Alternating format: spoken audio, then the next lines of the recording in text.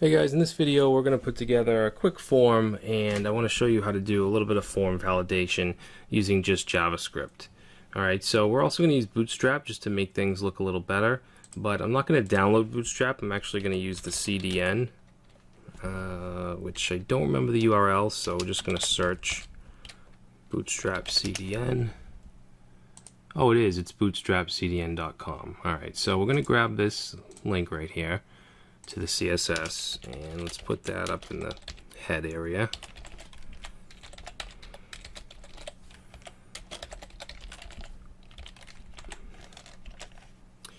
Alright, and then we're going to go to Get Bootstrap. Let's go to Getting Started. Not Getting Started, CSS, I think. And Forms. And then I'm just going to grab this to start with. Whoops.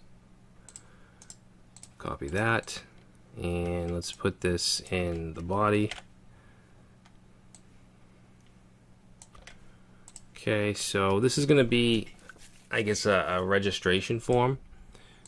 So I'm going to get rid of this for attribute in the label, and this will be the name. Okay, and this will be type text. ID is going to be name. And let's see, I also want to have a name attribute, and the value in this case will also be name. Alright, so I'm going to copy this, and then we can replace all this stuff here. Okay, so name, next one will be email. We'll change type to email. Actually, I'm going to keep that to text because I want to show you how we can validate an email address without using the type email. Okay, we're going to change the ID, and we're also going to change the name. And then this one here will be password.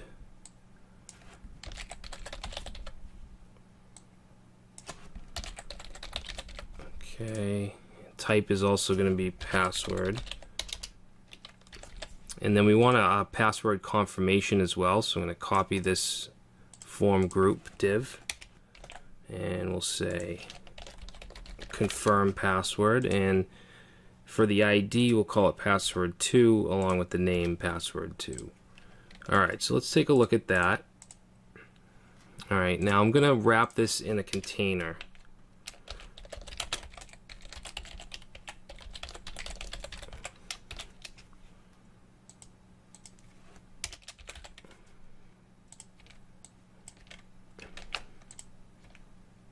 Okay, we'll indent this.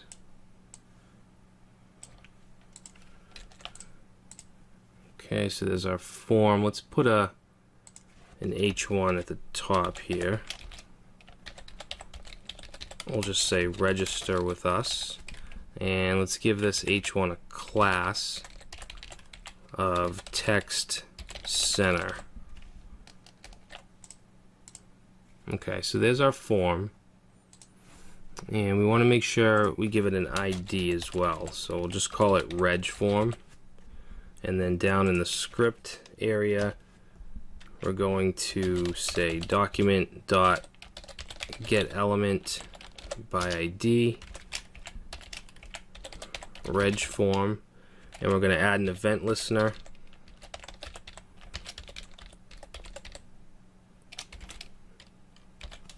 And let's pass in the event will be a submit,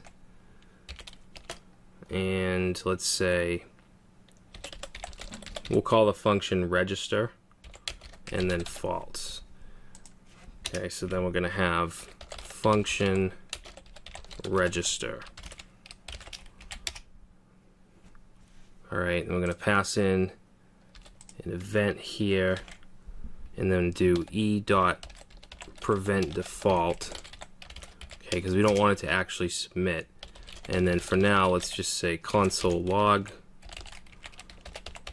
submitted. Alright, so let's save that and reload. Let's see, document dot get element. Okay, this should be a capital I. Okay, if we submit, we get submitted. Good. Now we want to catch the values So let's go ahead and create variables for those. So name,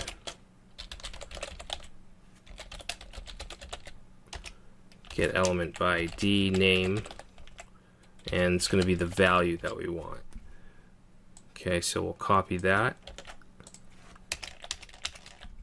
So with the name, we also want the email, and we want the password, and let's say password 2.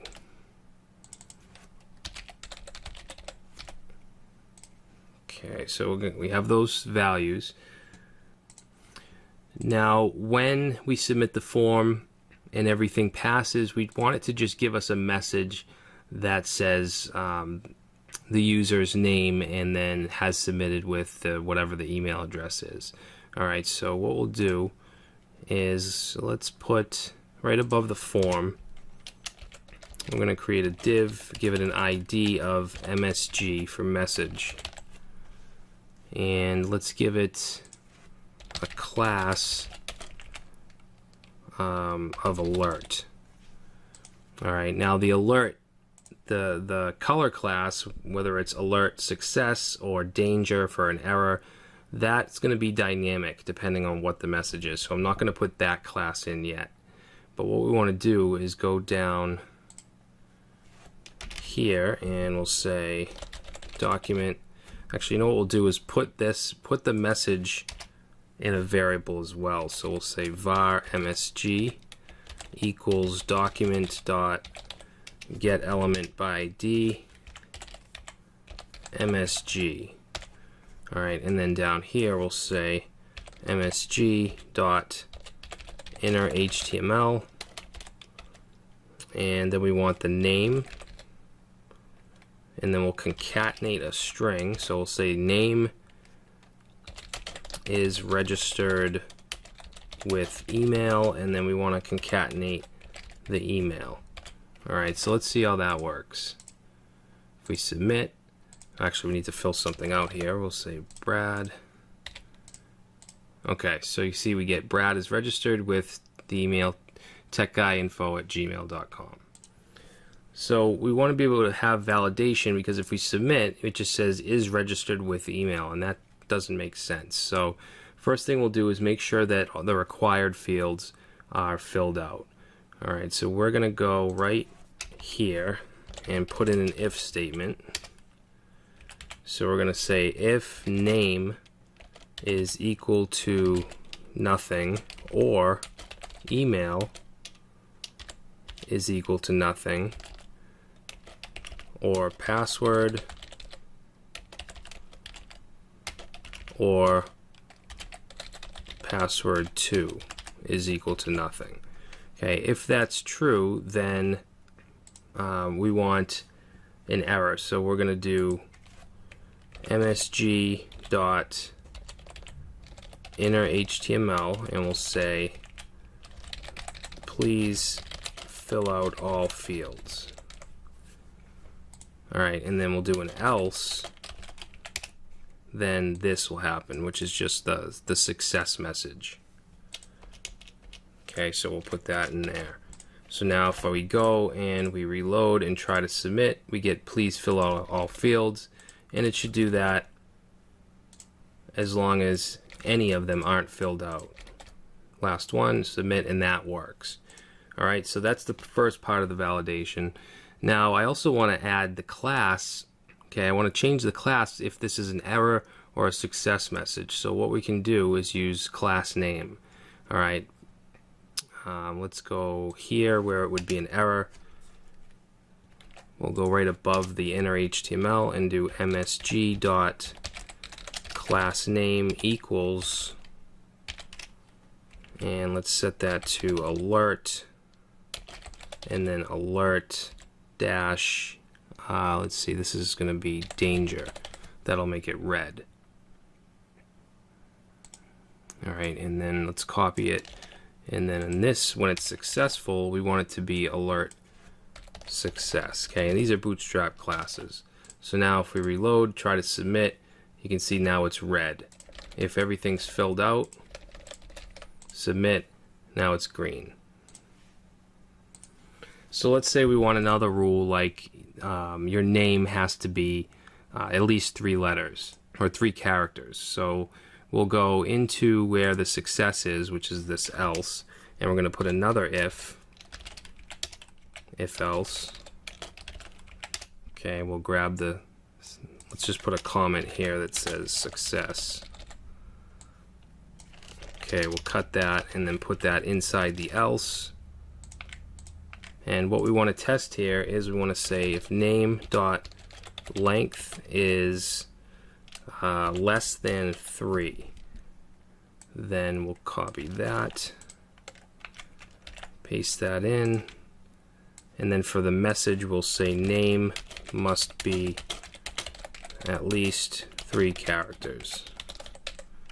Okay, so now if we reload, make sure everything's filled out except the name, will put 2 characters. Submit, and you can see we get that error. If we have 3 or more, it passes. Alright, so we have 2 validations. We have the required fields, and then we have the name characters. Now we do have an email field, so we also want to test for that. So let's go into where our success is, and we're going to have one more if statement. Grab this. Okay, put that in the else. And you can see you can go as far as you want as far as the different validations. Now there's a lot of different ways to validate if an email address is formatted correctly. Regular expressions is one, but what we're going to do is we're just going to look for the correct characters. So we know an email address has an @ symbol at a certain place, and we know it has a dot at a certain place. So what we'll do is create a variable. We'll say @POS for @position, and we're going to set that to email dot index of, and then whatever character we want, which in this case is the @ symbol. Alright, and then we'll have another variable called dot POS for dot position. Okay, we'll set that to email dot, and then we want last index of, and in here we're going to put dot. Alright, now for the if statement, it's going to be if @POS is less than 1, or dot POS, dot POS is less than @POS plus 2, and then we want to say greater than, then we want an or dot POS plus 2, and then greater than or equal to the length of the entire thing, so email dot length. Okay, so it's testing to make sure that that @ symbol is in the correct position as well as the dot. Alright, and then let's go ahead and just grab this. Okay, because if this isn't true, that means the email isn't formatted correctly. So we'll say, please use valid email. Alright, so let's go ahead and test this out. So we'll put in a name. For email, let's put in something that isn't an email. Password, submit, and I gotta remove that T.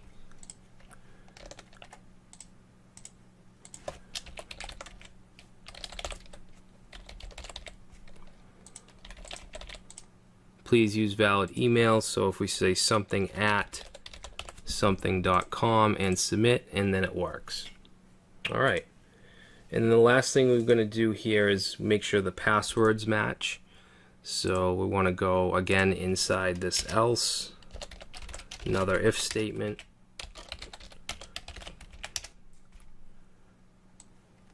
grab that. Okay, and then all we want to do here is say if password is not equal to password 2. Then we'll grab that. And we're just going to say passwords do not match. Alright, so let's try that out. Okay, so make sure everything's good except for the passwords. They're not going to match. So we'll do 111, 112. Submit. Passwords don't match. Let's change that to match and submit, and it works. Alright, so we now have a form that has quite a bit of validation. And we didn't use jQuery or any kind of validation library. It's just straight up JavaScript.